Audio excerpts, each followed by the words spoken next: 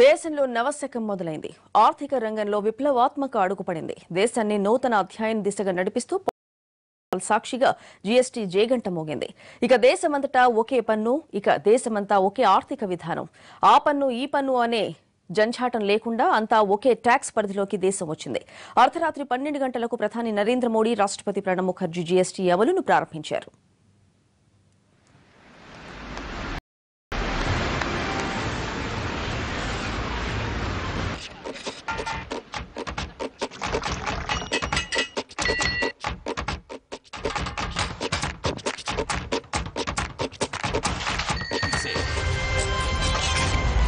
GST good and simple tax.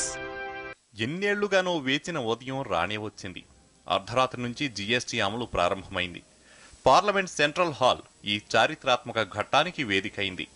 రాష్ట్రపతి ప్రణబ్ ముఖర్జీ, ఉపరాష్ట్రపతి హమీద్ అన్సారీ, ప్రధాని నరేంద్ర మోడీ, మాజీ ప్రధాని దేవేగౌడ, స్పీకర్ సుమిత్రా మహాజన్, ఆర్థిక మంత్రి అరుణ్ జైట్లీతో పాటు 800 మందికి పైగా ప్రముఖులు ఈ అపురూప వేడుకలో పాల్గొన్నారు. కాంగ్రెస్ తో పాటు యూపీఏ మిత్రపక్షాలు జీఎస్టీ ప్రారంభ కార్యక్రమానికి దూరంగా ఉన్నాయి. ఎన్సీపీ, సమాజ్వాదీ పార్టీలు హాజరయ్యాయి. వీరితో పాటు వివిధ రాష్ట్రాల ముఖ్యమంత్రులు, ప్రతినిధులు హాజరయ్యారు. పార్లమెంట్ సెంట్రల్ హాల్లో రాష్ట్రపతి ప్రణబ్ ముఖర్జీ, ప్రధాని నరేంద్ర మోడీ జంటగా బటన్ను నొక్కి జీఎస్టీ అమలును ప్రారంభించారు. Honorable Rashtrapati ji and the Prime Minister and other dignitaries to come up and press the button and officially launch the GST.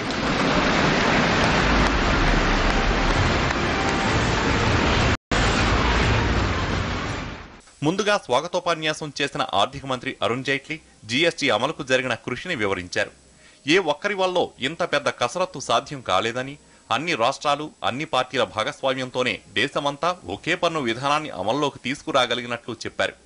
GST council సమావేశాలు జరిగిన తీరును వివరించారు.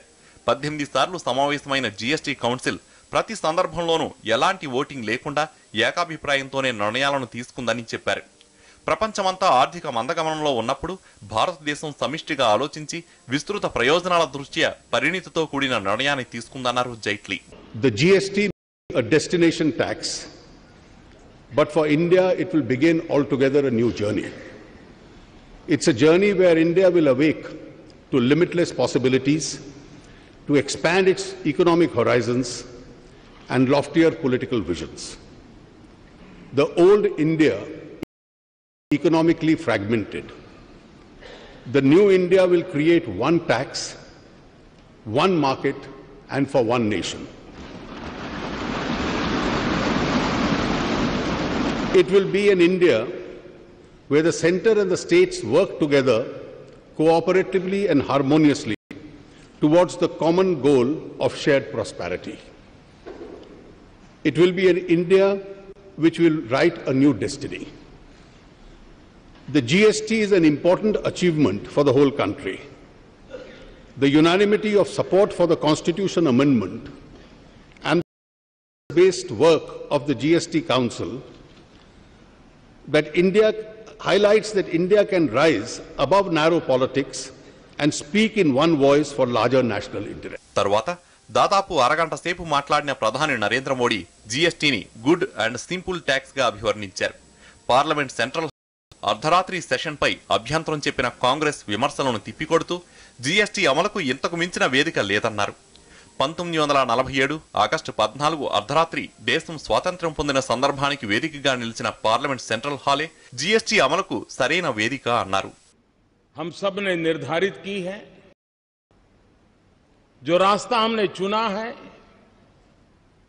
जिस व्यवस्था को हमने विकसित किया है, यह किसी एक दल की सिद्धि नहीं है.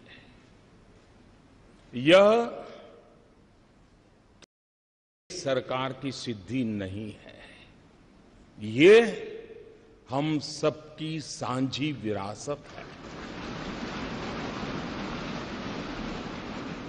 हम सबके सांझे प्रयासों का परिणाम है. और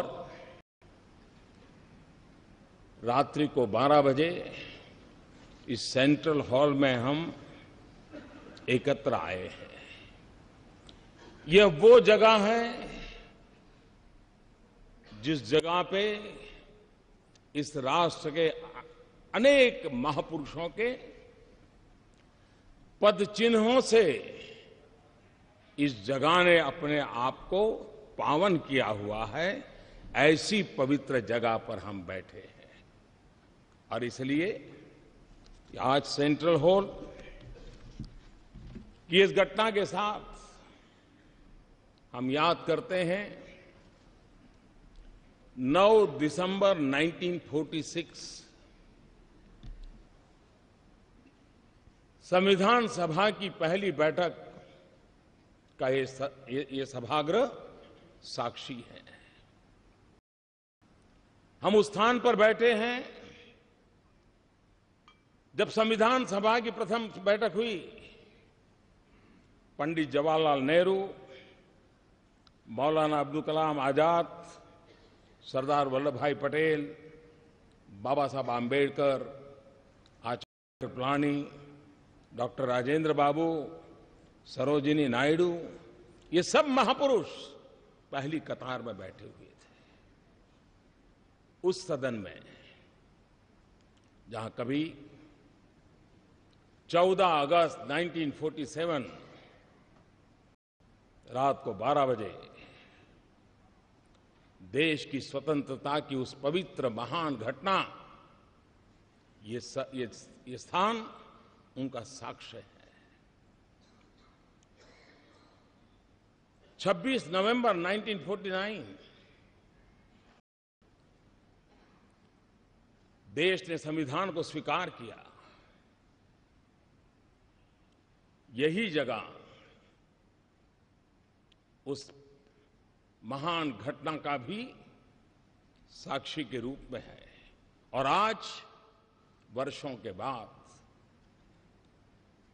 एक नई अर्थव्यवस्था के लिए, संघीय ढांचे की एक नई ताकत के लिए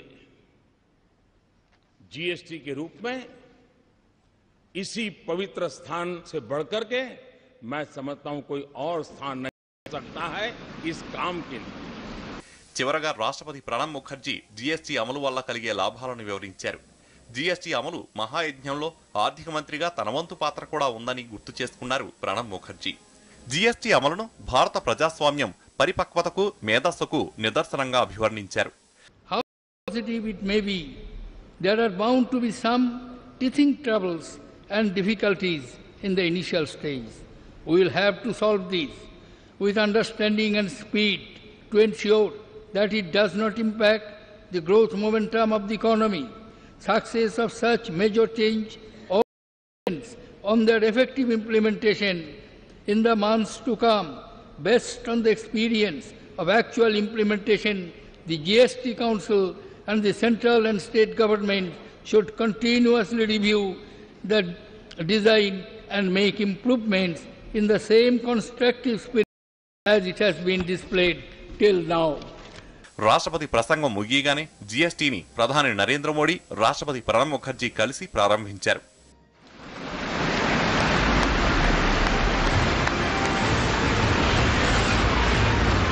జీఎస్టీ అమల్లోకి రాగానే దేశవ్యాప్తంగా సంబరాలు జరిగాయి. వివిధ పట్టణాల్లో బీజేపీ కార్యకర్తలు, ప్రజలు రోడ్లపైకి వచ్చి బాణాసంచా కాల్చి సంబరాలు జరుపుకున్నారు.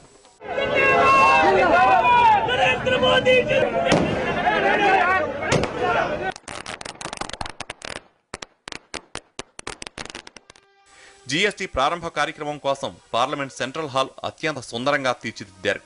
పార్లమెంట్ విద్యుత్ దీపకాంతులతో వెలిగిపోయింది.